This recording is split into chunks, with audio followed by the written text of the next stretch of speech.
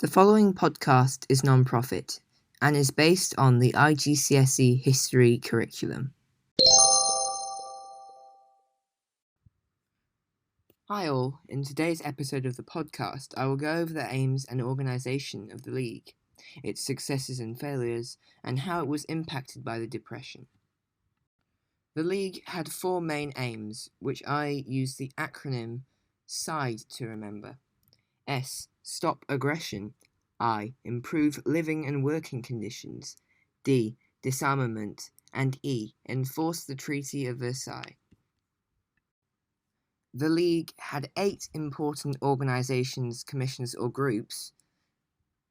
1. The Mandates Commission, which was made up of teams of expert advisors who would report on how people in mandates were being treated to ensure that Britain and France acted in the people's interests. 2. There was also the Refugees Committee, which helped the refugees. 3. There was the Slavery Commission, who had the duty to abolish slavery and help slaves and workers who were treated like slaves. 4. The Court of International Justice was made up of judges from member countries who settled disputes between countries peacefully and, if asked, would decide on border disputes. However, they had no way of ensuring that countries followed their rulings. 5. The Health Committee. They brought experts together to collect health statistics, spread new ideas, and deal with dangerous diseases and educate people on health and sanitation. 6.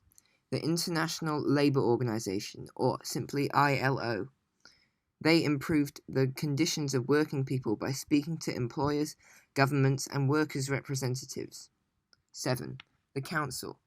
This consisted of the permanent members, UK, France, Italy, and Japan, who had the power of veto, and temporary members who were elected by the Assembly for 3-year periods. They met about 5 times each year or in an emergency, with the aim of resolving issues peacefully. 8. The Assembly. The Assembly was made up of representatives of each country who met to recommend actions for the Council to take, such as admitting new members or agreeing the budget. The League of Nations had an agreement under Article X of the League's Covenant about collective security. This meant that by acting together and condemning aggression and defending the threatened country, war would be less likely. Some ways this was done was by moral condemnation, which was publicly criticizing the actions of the country which was behaving aggressively towards another country. Another way was economic sanctions, in which countries would stop trading with the country so that their economy suffered. However, there were many weaknesses of the League. Firstly, the USA never joined the League. This was a significant weakness because they were the world's greatest economic and military force, so economic sanctions and the threat of military force would not work. 2. Britain and France, who dominated the League's council, often disagreed with each other. This was a weakness as they often acted in their own interest rather than working together. Thirdly, the League's assembly only met once a year, and the decisions had to be unanimous, so the decisions were made too slowly, and it was often difficult to get all members to agree. Fourthly, the League had to uphold the Treaty of Versailles. However, in the 1920s and 30s, many countries, including Britain, began to believe that the treaty was too harsh. 5. The League lacked authority to speak to the whole world because important countries like the USA, the USSR, and Germany were not members, so economic sanctions would not work if these non-members continued to trade with members the League was trying to punish. Sixthly, the League did not have an army of its own, so there was no way of enforcing its decisions through military force. It had to rely on other countries to provide them with soldiers, but many were reluctant to. Now, let's look at the successes and failures of the League. We'll first look at successfully solved disputes. Firstly, let's think about the dispute between Weimar Germany and Poland. This dispute was because both Poles and Germans lived in Upper Silesia on the border between Germany and Poland, where there were many steel factories. The League solved this dispute by overseeing a peaceful vote, and the region was divided between both countries. Another dispute solved was between Sweden and Finland. Both countries claimed that the Åland lands were their territory. Sweden claimed that it was theirs, as 90% of the population was Swedish, while Finland claimed it was theirs as it was geographically closer and had belonged to Finland since its independence in 1917. The League decided that the Åland lands should belong to Finland, and Sweden accepted the ruling. Thirdly, Bulgaria and Greece. This was where Bulgarian soldiers mistakenly killed some Greek soldiers due to the stray dog incident, and Greece invaded Bulgaria. The League demanded that both sides should stand down, and Greek forces withdrew. Observers were sent to assess the situation, and Greece was told to pay £45,000 in compensation. If the rulings were not followed, the League threatened to impose economic sanctions. Now, unsuccessfully solved disputes. One of these was between Poland and Lithuania. It was where a private Polish army took control of Vilna, the capital city of Lithuania. The League decided that Poland was the aggressor, and they were told to withdraw. However, Poland refused, and the British and French did not send troops to enforce the League's decision. Now, we'll look at a more serious crisis between Italy and Greece. While investigating a border dispute between Greece and Albania, an Italian general, Tellini, and his men were killed. Mussolini blamed the Greeks and ordered soldiers to occupy Corfu until Greece apologized and paid compensation. The League condemned Italy as the aggressor, and Mussolini refused to listen.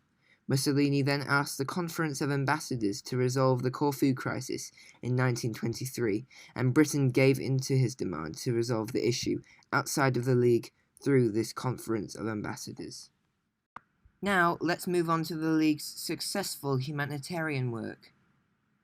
One successful piece of humanitarian work was that the League improved working conditions by banning lead from paint and limiting the hours that small children were allowed to work. Secondly, the League helped over 500,000 refugees and former prisoners of war to return home after the First World War by providing them with a Nansen passport. They also provided refugee camps and prevented diseases from spreading. Thirdly, the Health Committee funded research into developing vaccines for infectious diseases and carried out work to prevent the spread of disease. Fourthly, the League recommended markings of international shipping lanes and produced an international highway code for road users. The League also fairly governed former German territories during the 1920s. They also sent economic experts to Austria and Hungary to help them to recover from the economic crisis caused by the First World War. Finally, the Slavery Commission organized raids against slave traders in Africa and Burma, and around 200,000 slaves were freed.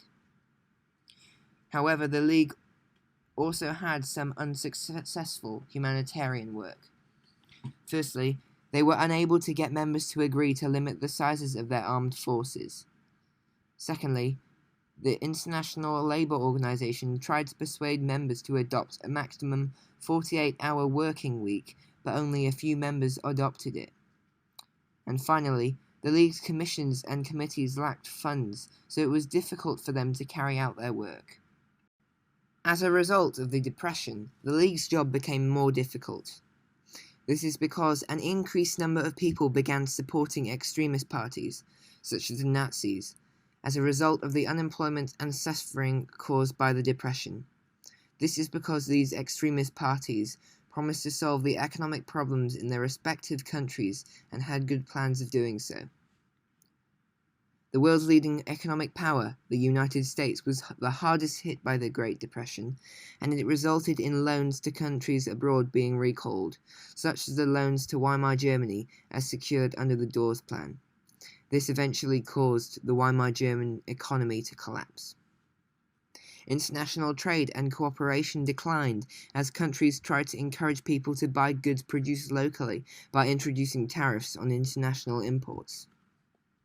Also, the US focused on its internal problems and took little interest in Europe's problems as it developed a policy of isolationism.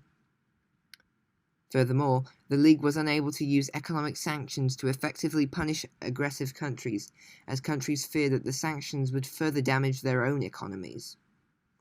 During the Depression, the main leading countries of the League, Britain and France, suffered heavily, so they were reluctant to stand up to dictators such as Hitler, as they were busy dealing with internal problems resulting from the Depression. In the end, many countries became nationalist and began to expand their military and empire. They began invading other countries to secure natural resources, which they believed would help them to recover from the Depression. The League was also largely responsible for the organization of the World Disarmament Conference. However, this was a failure. One reason was because many countries got scared by German rearmament, and therefore they began to further expand their own militaries. This could be because by 1933, many British people felt that the Treaty of Versailles was unfair, so Britain allowed the German Navy to expand to 1/3 of the size of Britain's Navy. I hope this episode has been helpful for you. If you like, you could send in a voice message with a question or some feedback for me to answer, possibly in the next episode of the podcast.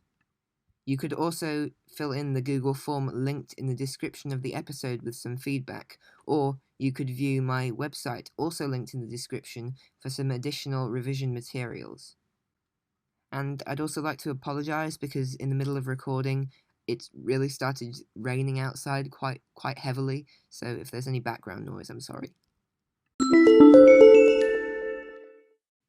This is the end of the podcast.